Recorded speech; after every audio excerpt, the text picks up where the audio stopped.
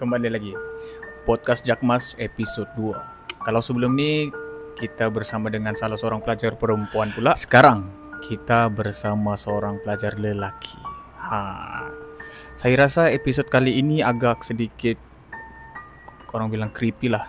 Sebab yalah, kita buat waktu malam. Jadi story yang kita mau cerita ni pun bukan calang-calang punya story. Story yang cukup bagi saya, bila saya dengar beremang jugalah. Jadi mau tahu apa cerita dia, korang kena stay tune sampai habis podcast kita hari ini. Jadi sebelum kita start ke episode ini, saya nak berkenalan dah dengan kita punya tetamu malam ini. Apa kabar? Kabar baik saya. Okey, kamu coba perkenalkan diri kamu sikit. Okey. Halo guys, nama saya Muhammad Syafiq. Saya berasal daripada Perak dan saya salah seorang student lah dekat sini. Macam mana di sini, best? So far alhamdulillah saya okey. Sangat enjoy. Masa saya study semua enjoy lah. Okey, nama pun podcast yang seram. Jadi betul. Sebelum kita pergi masuk topik yang utama ni, selama kamu di sini kan, adakah kamu feel something yang macam something wrong? Mungkin di rumah kamu, di mana-mana lah, di kawasan yang tempat kamu study ni. Kalau perasaan tu saya biasanya mesti akan ada lah. Semua orang pun akan ada kan. Sebab kita tak tahu tempat tu penghuni ni macam mana kan. Dalam rumah tu ada apa dan sebagainya. Tapi feel tu standardnya ada lah. Tapi tak ada kena ganggu ke apa ke. So far alhamdulillah sekarang okey je. Tak ada apa-apa pun lah. Betul, kadang-kadang orang yang beriman ni memang susah kena ganggu lah. Jangan begitu sir. Okey. Kita tidak mau buang masa lagi. Kita baik. mau teruskan kita punya story yang hot malam ini. Okey. Sebenarnya story yang kamu cerita sebelum ni memang story yang saya pun rasa macam excited mau dengar. Macam apa pengakhiran dia. Jadi story yang kita mau cerita adalah story berkenaan ini, kalau tidak silap lah, tadi ada borak-borak, kamu selalulah join ustaz dah. Ustaz pergi berobat orang. Betul. Jadi ada satu masa di mana kamu bukan terpaksa, tapi mungkin masa itu kamu saja ada di situ. Ya, betul. Jadi kamu kena mengobati orang tersebut. Okey, jadi saya mau tahu cerita lebih lanjut, sebab benda tu mungkin dia jadi panjang lah. Ya, dia betul. ada story di sebalik tu. Jadi cuba kamu intro sikit. Boleh? Sebelum tu saya seorang pelajar daripada madrasah. Saya tahfiz lah. So sewaktu saya belajar dekat madrasah tu, biasalah kalau ada orang-orang kerasukan ke, nak pagar rumah ke, biasanya dia akan panggil kita punya ustaz lah. Ustaz-ustaz kita. So kebiasaannya saya akan join sekali diorang, macam ambil pengalaman, just teman. Biasa kita kalau ada, contoh kalau macam ada orang kampung kawasan-kawasan situ yang kena kerasukan dan sebagainya, biasa saya akan teman saya punya ustaz sekali lah untuk berubat. Tapi bukan saya yang kondak lah. Cumanya yang cerita yang saya nak cerita hari ni, pengalaman saya sendiri. Saya kena kondak salah seorang ahli keluarga saya yang kerasukan. Ahli keluarga saya. Sebelum kau cerita tu, kau dari sekolah tu kan? Ya. Dah berapa tahun? Saya dekat sekolah tu daripada umur saya 13 tahun sehingga 16. 16. Okay.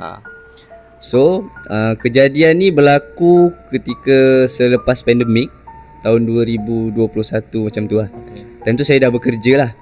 Sekarang umur saya 21 je. So masa tu saya sedang bekerja. So time tu kejadian dekat Johor. Okey. Saya ada seorang abang tiri. Saya ada abang tiri seorang.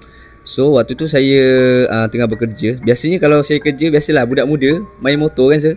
So kalau lepas habis kerja tu, biasa kita orang akan main test motor lah. Test motor dulu kan. Main try apa JPM apa?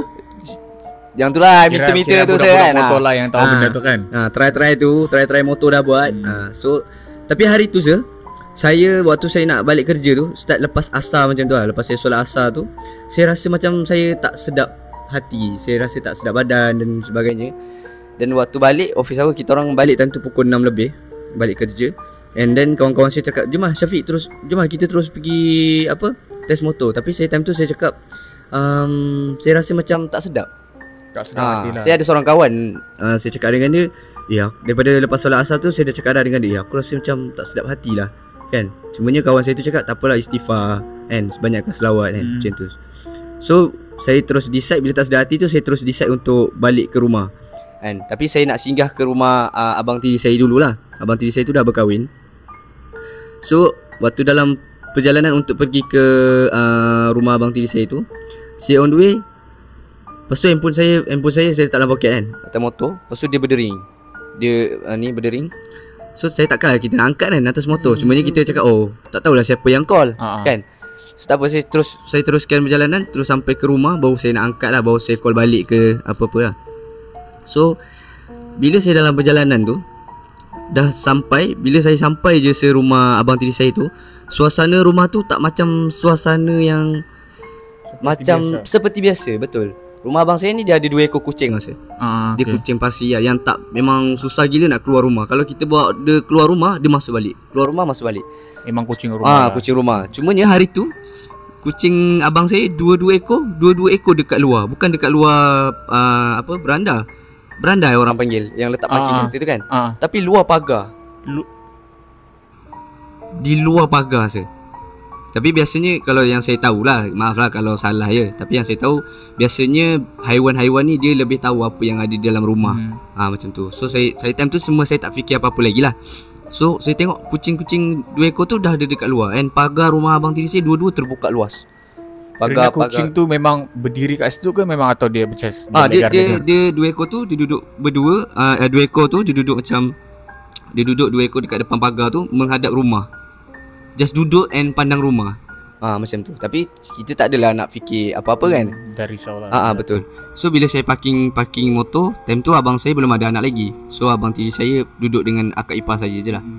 So saya decide untuk masuk rumah. Okay, bila saya masuk rumah, and then saya masuk rumah, saya tengok rumah abang tiri saya tu, ni pintu. Kira ni pintu. Saya buka pintu tu, belah sini sofa. Dia macam ada sofa. So sini pintu, kita masuk je pintu, kita tengok kiri, sofa. Macam itulah gambarannya. So bila saya masuk, saya tengok kiri, rumah tu dah jadi suasana dah sunyi. Biasa rumah tu bising lah. Walaupun diorang duduk berdua, tapi diorang memang periang lah. Dua-dua. So masa tu, masa tu kakak ipar kat mana? Ada di betul, ada di rumah. Tapi masa kamu masuk, masa saya masuk ada. Cumanya suasana betul, lah. Suasana sangat sunyi. Cumanya bila saya masuk, saya tengok kakak ipar saya dah baring atas riba abang saya. Dia dah baring. And then abang saya tutup mata dia. So dia baring, abang saya duduk kan, dia baring. So dia tutup mata kakak saya tu. So dia panggil, "Cik." Adik-beradik saya panggil saya kecil. So dia panggil, "Cik, sini." Dia panggil macam tu. So saya cakap, kenapa dia panggil macam tu kan?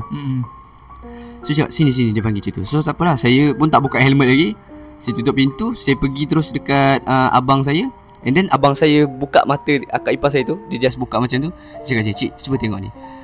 Dia buka mata tu kan dia tengah baring kan. Dia tengah baring, dia tutup mata macam ni. So waktu dia buka mata tu saya kan tengah berdiri sini. Mata dia tepat tengok saya sini. Tapi dia tak cakap apa-apa lah. Lepas tu dia just, abang saya macam, waktu saya tengok tu macam, cuma saya tak detect lagi lah kenapa kan. Cuma dah meremang tu ada lah. So abang saya tutup balik. Abang saya cakap, "Cik, kau kena tolong aku, Cik. Sebab daripada tadi, ni dah dekat 2 jam lah," dia kata. Daripada tadi dia cakap, dia dah baca ayat kursi, dia dah baca macam-macam dia dah baca. Tapi still tak ada apa-apa efek dekat dia, dekat akak saya. So saya decide time tu, kebetulan rumah nenek tiri saya pun dekat area situ juga.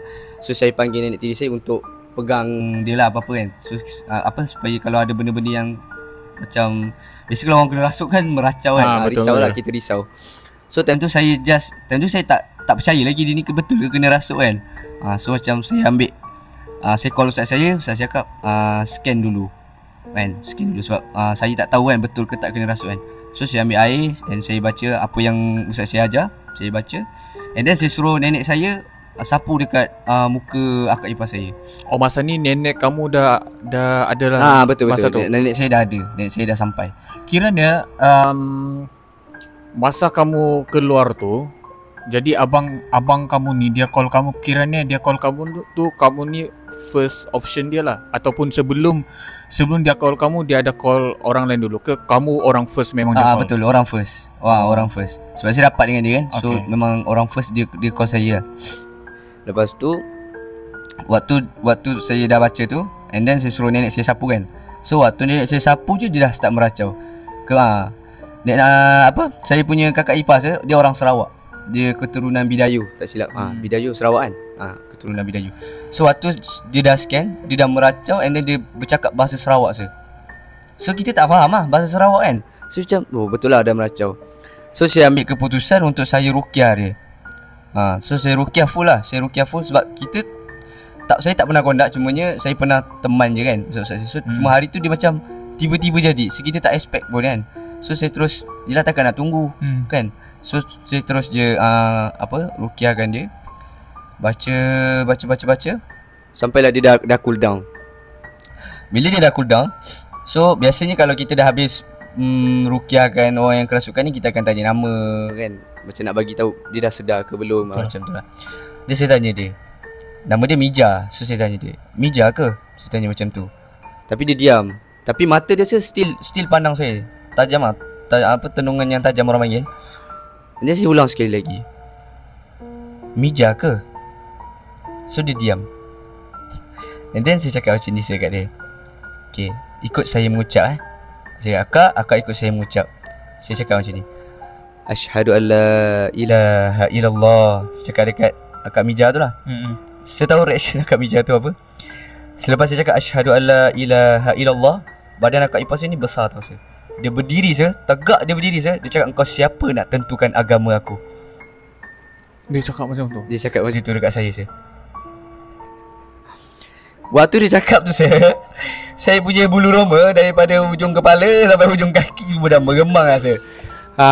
So masa tu saya cakap, waktu saya dah buat tu saya rasa saya tak boleh buat lah. Waktu dia cakap macam tu, saya rasa macam saya dah lemau gila rasa. Saya tak boleh buat. So apa yang saya buat, saya terus pergi cari surau-surau yang berdekatan. Kebetulan tentu waktu maghrib, saya terus cari, ada tak tahulah mungkin rezeki saya memang jumpa seorang yang memang dia buat pusat rawatan tengah solat. Saya pergi, bang, abang tahu tak dekat sini siapa yang boleh berubat? Kebetulan saya tanya macam tu, dia terus cakap, saya memang ada buka pusat perubatan ni, lepas maghrib ni saya nak pergi berubat orang. Dia ada appointment. So, boleh tak kalau pergi rumah saya dulu, sebab akak ipar saya dah meracau. Macam tu. So dia pergi, dia pun okey lah, decide lah, okey pergi. So dia pergi, dia berubat. Memang dia sepanjang perubatan tu memang dia cakap bahasa Sarawak rasa. Memang dia bercakap bahasa Sarawak. So alhamdulillah malam tu juga selesai. Nak dekat 3 jam juga sebab itu adalah dia punya keturunan kan. Satu lagi, ini yang saya tahulah. Saya pun tak ambil tahu sangat apa puncanya. Cumanya puncanya orang sihir juga. Dia daripada keluarga Bidayu sana lah. Dia keturunan macam tu lah. So susah jugalah nak keluar, kata ustaz tu.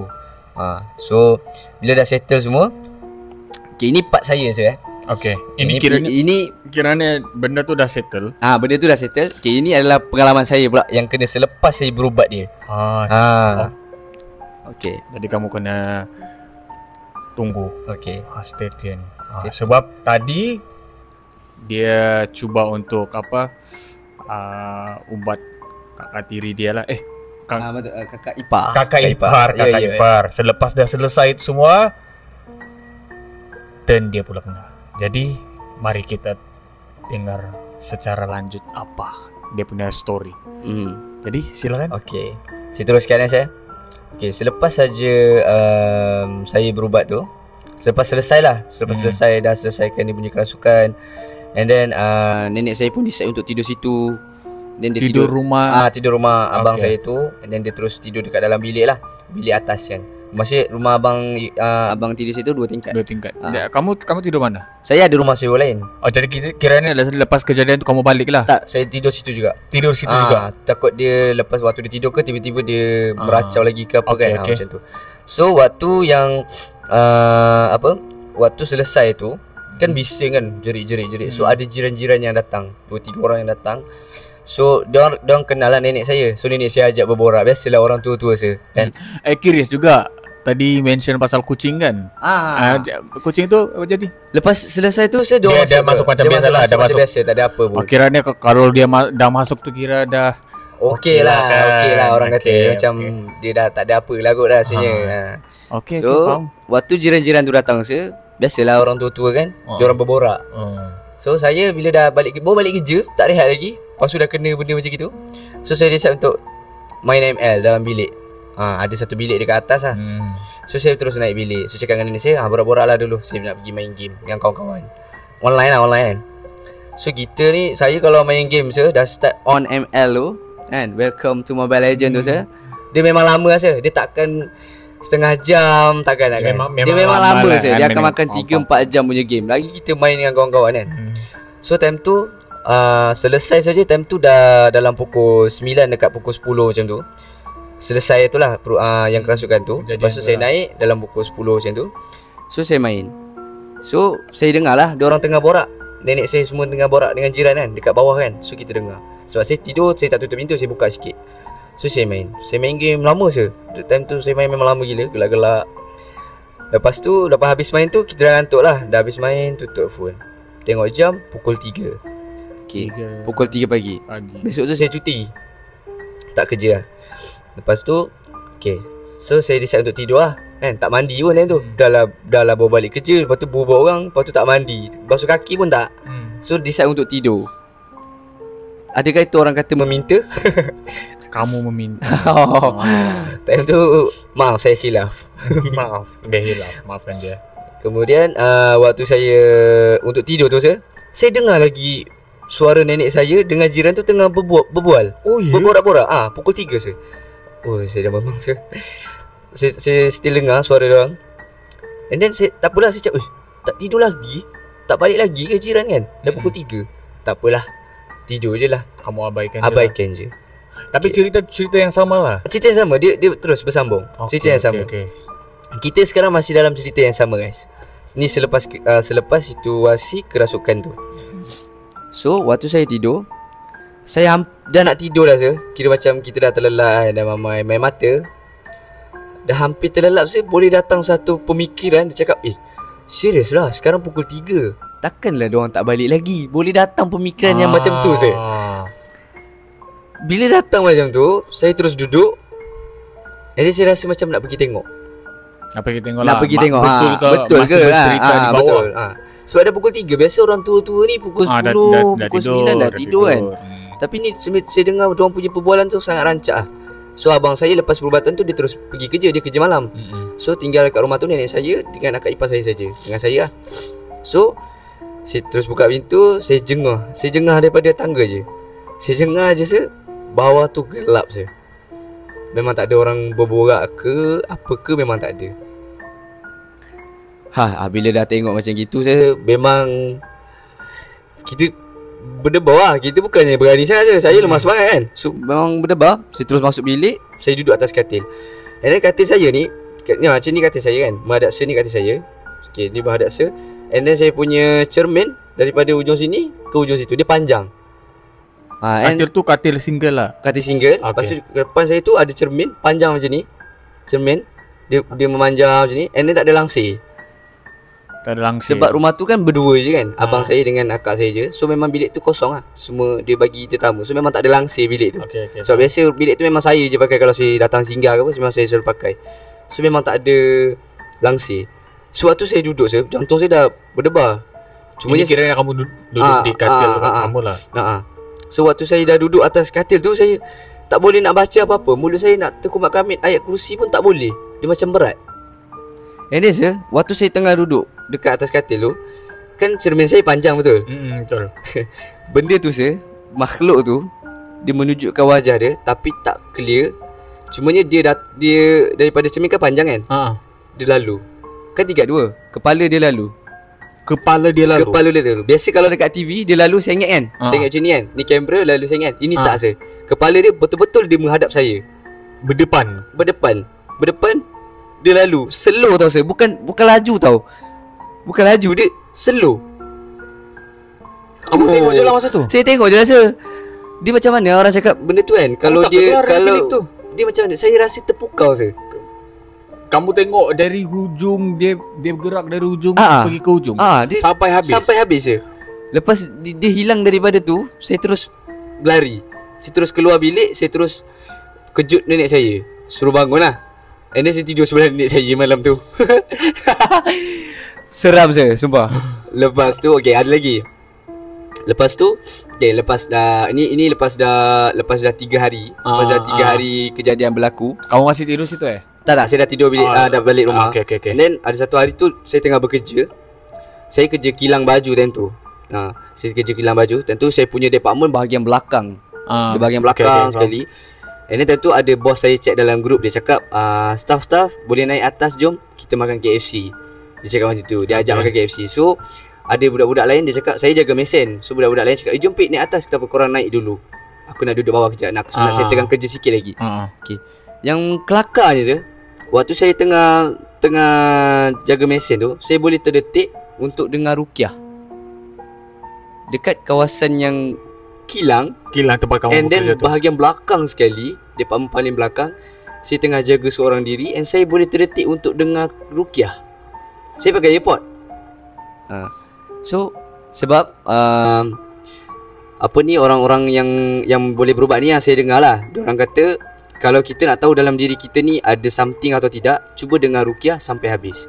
Kalau tak boleh dengar ruqyah sampai habis, maksudnya ada something lah, ada something dalam wrong. diri kita. So kena berubat secepat mungkin lah.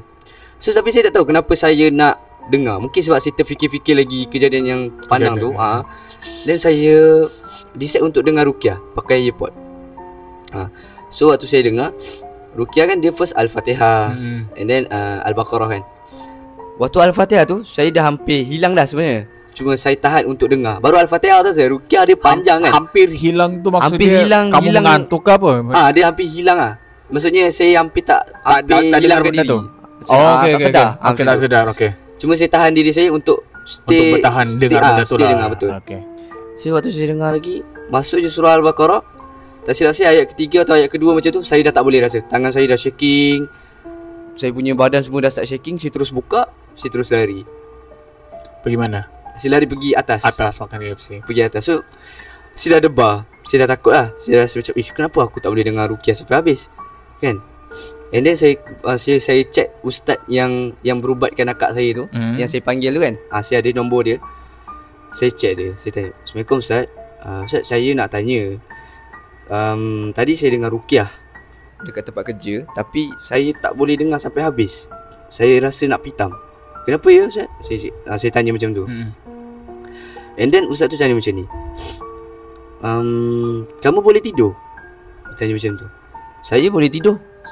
Saya jawab macam tu lah dekat dia. Saya boleh tidur. Boleh je saya tidur. Saya kalau penat saya balik, saya tidur je. Boleh je tidur. Lepas tu waktu kamu tidur, kamu ada mimpi macam ular atau anjing ke? Tanya macam tu. And then saya fikir balik. Saya boleh ingat sebelum kejadian saya dengar ruqyah, saya pernah mimpi ular. Tapi mimpi tu saya tak adalah nak cakap mimpi tu macam ada orang sihir aku lah. Tak, sebab mimpi tu mengarut gila, macam tak masuk akal. Macam saya bangun tidur kan, dalam mimpi saya tu lah, saya bangun tidur, saya buka pintu, ada ular terdung lah. Lepas tu dia kejar saya satu rumah. Dia kejar. Lepas tu saya keluar rumah, saya pergi dekat bakul motosikal saya ada ketik kuku. Saya main ketik kuku tu, saya baling kat ular tu, mati. So tak masuk akal kan. Macam kalau kita bangun pun, lah ni mimpi apa? Macam tu. Tak adalah kita nak fikir macam aku dah sihir ke? Macam tak ada. Saya tak ambil serius lah pasal mimpi tu. Dia saya cerita yang saya mimpi tu dekat ustaz tu. Lepas tu ustaz tu cakap, ini ada tanda-tanda sihir. Sudah tanda-tanda sihir. Aduh, saya pernah alami juga sihir kan. Cumanya yang tu lain cerita lah. Cumanya yang sihir ni takkanlah kena lagi se. Kan, saya dah kena dulu, dah 12 tahun dulu kena. Lepas tu takkan nak kena lagi yang macam tu. Saya dah fed up lah, takkan nak kena lagi kan. Siapa lagi nak hantar macam tu. Then saya cakap dengan ustaz tu, Ustaz, boleh tak datang ruqyahkan saya kan? Tengoklah, lantak lah, saya tak peduli lah saya. Kalau saya nak bersilat ke apa ke, janji ada orang yang boleh apa, guide saya macam tu. Tapi Tahu tak dia jawab apa saya, ustaz tu? Dia cakap buat masa sekarang saya tak ada dekat Johor. Saya sekarang outstation selama 2 minggu. 2 minggu saya. 2 minggu kamu menunggulah. 2 minggu saya menunggu. Saya tahu tak, selama 2 minggu saya tunggu, biasa kalau dalam movie kan kalau kita tengok orang yang kena kacau dengan hantu ni, dia tak boleh tidur kan. Mata dia bengkak kan. Biasa dalam movie. Benda tu yang saya rasa saya. Dia macam mana? Dia ngantuk tau saya. Tak boleh tidur maksud kamu memang tak boleh lelap langsung lah. Dia macam walaupun kamu penat. Betul. Dia ngantuk tau saya. Dia sangat ngantuk. Dia macam kalau saya buka mata macam, ngantuk gila. Memang macam kalau kita letak kepala terus tidur, hilang terus. Tapi ni bila kita buka mata ngantuk gila, saya tutup je mata saya nak buka. Tutup je mata saya nak buka. Selama 2 minggu. Selama 2 minggu. Saya dah lah kurus. Lepas tu saya punya selera makan terus hilang. Saya punya muka terus jadi pucat, tak makan kan. Lepas tu mata saya jadi eye bag, bengkak-bengkak mata. Tapi waktu selama 2 minggu tu, saya cakap takkan saya nak layan je benda ni kan. So kita pun belajar agama kan, belajar tahfiz kan. So kita ambil apa yang untuk protect diri kita lah. So saya baca apa ayat pelindung diri. Saya pakai kasturi putih, minyak wangi kasturi putih kan. So sebab kasturi putih ni minyak wangi yang paling ditakuti syaitan lah, paling dibenci oleh syaitan. So saya pakai, saya spam pakai hari-hari. Satu badan lah saya pakai. Dekat kulit-kulit ni semua saya pakai. So saya jaga. Cuma yang tidur tu still tak boleh tidur. Jadi kalau macam terlelap pun bangun macam 2 minit je terlelap. Macam tu. Kamu tak terfikir ke daripada kamu tak tidur, kamu penat, daripada kamu menunggu ustaz tu 2 minggu lebih, kamu tak terfikir nak yalah, takkan dia seorang kan. Maksud dia cari ustaz lain, cari yang lain lah. Tak tahu lah masa tu memang saya tak terfikir. Ataupun mungkin kamu rasa macam case yang kamu ni relate dengan dia, dan dia yang datang awal dengan kamu. Jadi macam mungkin bila dia datang kali kedua, dia tahulah punca dia. Betul macam betul lah kan. Cuma memang masa tu kalau saya tanya, memang saya tak terfikir langsung untuk cari ustaz-ustaz lain. Cuma memang selama 2 minggu tu saya tidur dekat rumah nenek saya. Saya kena ada orang yang teman. Macam tu. So sampailah saya menghadapi benda tu, tak boleh tidur, tak boleh makan kan. Sampai saya MC, saya tak boleh pergi kerja. Dan sampailah ustaz tu datang.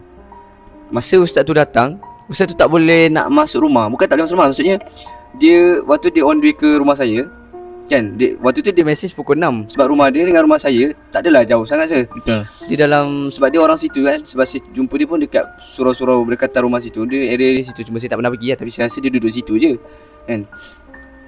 Dia pukul 6 dia check, dia cakap dia on the way. Selepas isyak baru dia sampai rumah saya je. Saya ingat dia cakap, ustaz ni tipu aku ke kan, janganlah buat aku macam ni kan. Kita nak berubat cepat, nak bagi cepat sihat. Lepas isyak tu dia muncul. And then dia pergi dekat saya. Dia waktu dia nak masuk rumah tu, dia cakap dengan saya macam ni. Dia panggil saya adik kan. Dek, kau silap berubat ni. Dia macam tu. Dia cakap macam tu, kau silap berubat ni. Cakap, kenapa ya ustaz? Dia cakap macam tu. Tak apalah, jom kita masuk dulu. Okay, masuk. Okay, tak apalah. Dia kata kau silap berubat ni. Dia kata macam tu. Okay, tak apalah. Saya masuk. So saya masuk, cakap dengan ustaz, cakap okay, tak apa, duduk, kita ruqyah dulu. Okay, ustaz nak try ruqyah lah.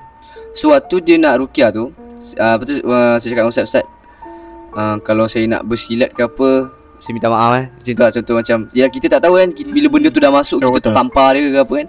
Lagi pula dia bagi ayat suspend, dia cakap silap berubat, macam gitu. So kita risau lah, lagi saya overthinking kan.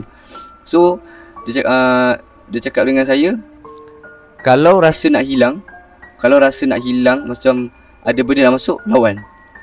Hilang tu maksudnya pengsan ataupun maksudnya ada benda nak masuk dah masuk, jadi kamu dah bukan kamu lah. Betul, maksudnya macam gitulah. Maksudnya benda tu dah tawan kita punya diri. So dia kata, tapi kalau kamu rasa nak hilang, lawan je. Kalau rasa boleh ikut apa yang ustaz baca ruqyah ni, ikut je. Dia cakap macam tu. So okay. Tapi memang dah shaking lah. Saya tak ada pengalaman kena rasuk sir. So kita takut sebab kita dengar pengalaman-pengalaman orang kena rasuk pun. Mak tiri saya pun banyak kali kena rasuk. Dia cakap memang sakit kan. So kita takut lah, so, tak pernah kena kan.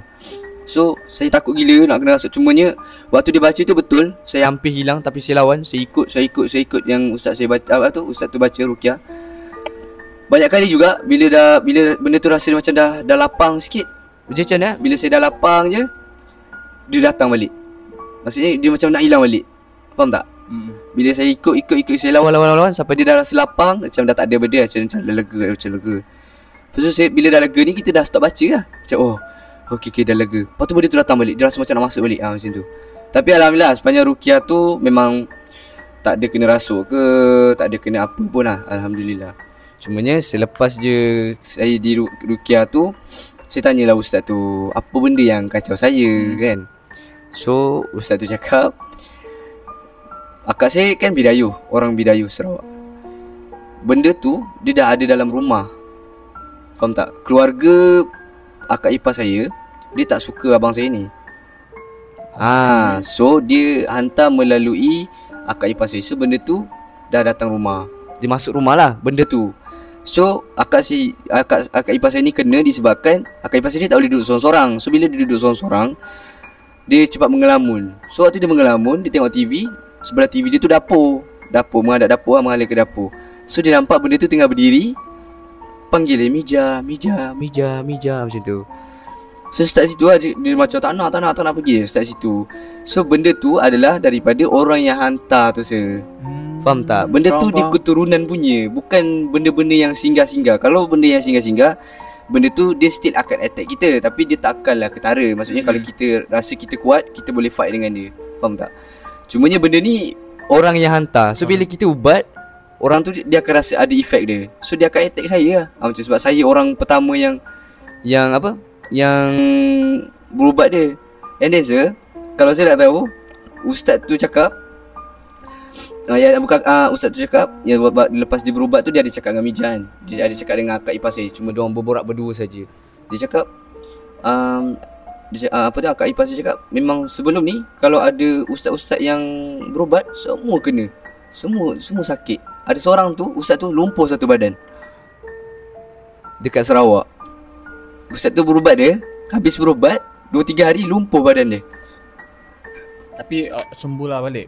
Tak tahu Allah alam, itu saya tak tahu lah. Cumanya memang efek dia kuat lah. Sampai hari ni pun kalau saya tengok akak ipar saya tu pun, saya tak berani nak borak sangat macam tu. And then lepas kejadian tu, saya terus jadi trauma. Saya macam, kalau ada orang kena rasuk ke apa ke, saya tak berani dah nak ambil risiko. Tapi kalau setakat tolong-tolong, tacap-tacap kan, ada orang kondak macam ustaz kan, boleh kondak, lepas tu kita tacap-tacap belakang boleh. Kalau saya nak kondak, tak nak saya. Saya dah mula trauma lah saya. Dah tak nak lah. At least ada pengalaman tu okey lah.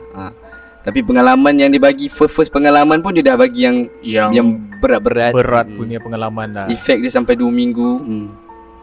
So kiranya benda tu pengalaman untuk diri kamu sendiri juga lah kan. Betul, pengalaman. Walaupun pengalaman yang kamu rasa tu first punya pengalaman yang memang power punya pengalaman kan. Tapi at least kamu dah try. So mungkin selepas ini, kalau kamu ada kekuatan, mungkin kamu boleh kondak. Kamu kan sekarang di asrama kan. Bila di asrama ni kamu tahulah, asrama ni pelajar ramai. Betul. Macam berbagai ragam. Dan kita pun tak tahu pelajar-pelajar ni, salah satu dari mereka mungkin ada yang menyimpan something. Betul, setuju. Sebelum ni, ingat tak sebelum ni ada kejadian kan? Betul. Itulah. Okey lah, tapi setakat kita tacap-tacap tu boleh lah kan. Tapi kalau macam terdesak sangat, boleh je kita kondak. Cuma ni dia ada trust issue lah dengan diri sendiri kan. Macam boleh ke macam tu. Tapi boleh je, saya tak ada masalah pun. Tapi benda tu boleh, kamu boleh belajar juga kan. Betul. Masih muda juga. Betul, masih muda. So kiranya perjalanan cerita kamu tu sampai situ sajalah. Dia sebenarnya ada banyak lagi saya. Panjang dia lagi ada lah. Satu lagi yang cerita yang lagi seram daripada ni. Lagi seram daripada ni. Lagi seram daripada ini. Tapi nantilah kan. Betul, saya nak panggil saya sekali lagi, tak ada masalah. Boleh saja kan. Podcast kita ni berepisod-episod. Jadi mungkin episod seterusnya bukan di sini. Mungkin di tempat lain, kita tak tahu. Jadi itulah cerita daripada rakan kita hari ini, Syafiq. memang cerita yang sungguh-sungguh bagi saya. Kalau saya sendiri berada di tempat beliau, memang saya pun takut, saya pun risau, saya pun rasa macam boleh ke tidak. Apalagi Pat Cermin tu. Pak Cermin betul saya. Yang itu kalau saya mungkin belum sampai tepi dah saya lari. Betul saya. Tapi benda tu dia memang terpukau saya. Tak cantik pun tapi dia pukau saya tak tahu kenapa. Perempuan lah benda tu. Perempuan. Dia perempuan saya. Rambut dia memang biasa dia rambut jatuh kan. Ni tak, dia macam bersepar-separ rambut dia. Okay, jadi guys, itu saja cerita yang boleh dikongsikan oleh Syafiq. Terima Jadi kasih. selepas ini, episod selepas ini kita ada lagi episod mungkin bersama dia, tapi yang lagi menarik. Sebab tadi ada borak-borak juga. Ada lagi cerita yang lagi menarik, lagi gempak yang dia nak cerita pada kita. Jadi selalu support kita, dan di mana video ini beredar, jangan lupa like, share dengan kawan-kawan supaya kita punya podcast ni mendunia. Mendunia guys. Okay. Betul guys. Itu saja. Selamat malam. Selamat malam.